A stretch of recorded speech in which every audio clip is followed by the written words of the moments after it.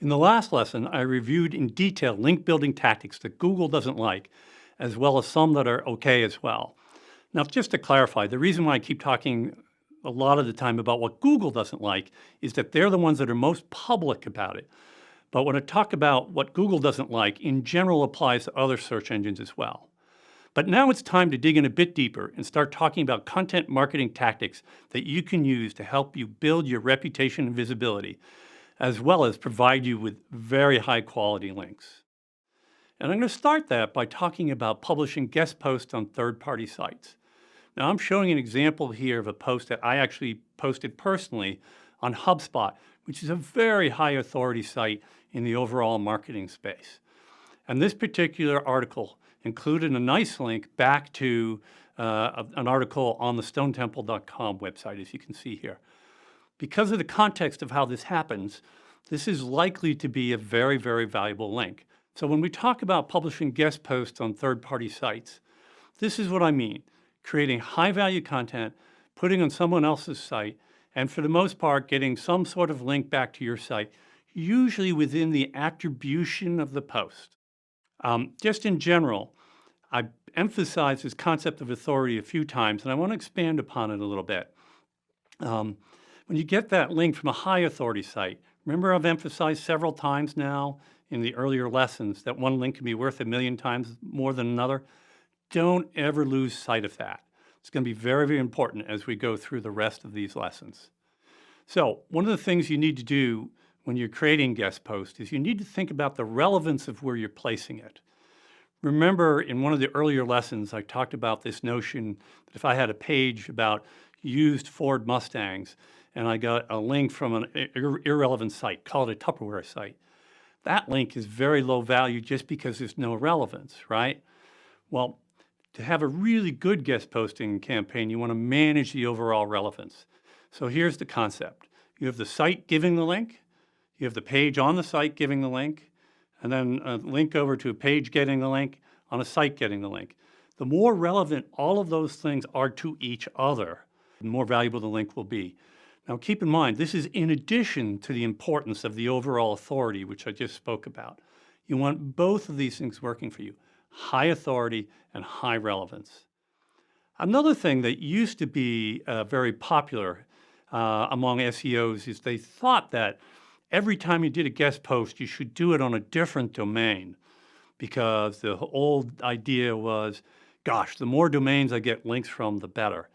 And that used to be true, but it's not true so much anymore. And this idea of I'm going to get only one guest post on each domain, yeah, not so important. The quality of the places you're getting links and the quality of domains you're getting from trumps this notion of maximizing the quantity of different domains. So if I have 10 extremely high quality domains and I keep getting links over and over again from them, I'll take that any day over getting links from 100 different domains, which are increasingly decreasing quality. So I would really urge you to think about doing high quality columns.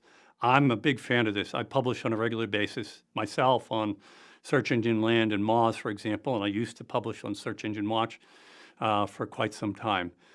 Very authoritative sites in my market space, very good for reputation and visibility building for me to be seen there. And the search engines see that, and they do value the links. So a couple things to avoid doing. Guest post spam. So here's an example of an article that someone published at one point a few years back. It's on some site in New Zealand, if I'm not mistaken, in my memory of it. But they worked very hard to make sure they got this phrase, buy cars, to be the rich anchor text back to their website. And they worked so hard at it that they couldn't even fit it in the same sentence. It's clearly an extremely spammy post. And you want to stay away from guest post spam. Remember, if you're going to do guest posting, high authority sites, very high quality content, don't ever stray from that way of thinking about things. And then also there's this notion of unrelated guest posts. All right, so this kind of breaks the relevance rule I gave you earlier, right? So here I have an example of an article which actually isn't completely irrelevant to car insurance, which evidently is what this person is trying to sell here. It's only slightly off topic, but the more on topic you can keep it, the better. So really be careful about unrelated guest posts. I want to be clear. If you have a business, I don't know, selling widgets, and you happen to be, really passionate about, I don't know, some sort of fitness, and you wrote a post for someone someday, don't worry about one or two posts. I'm just saying don't make it one of your SEO tactics. And then also be very careful about links within the guest post.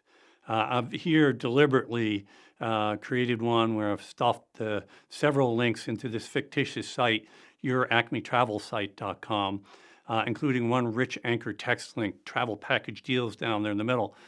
And you have to be very careful about that. Now, if you have a column with somebody and you've been publishing for a long time, and the context of the article truly does suggest that you link to something in the middle of the article, then that may be okay. But it's really kind of a question of scale. If you're doing it because it fits the value of the article content, then it can be okay. If it's happening in every single article you publish, then you're definitely most likely over the line. So think of it as something that might infrequently be okay if it really fits the value of the article. In this lesson, I tried to introduce you to the concept of guest post and how they can help you grow your reputation, visibility, and SEO. I also talked a bit about types of guest posting tactics to avoid.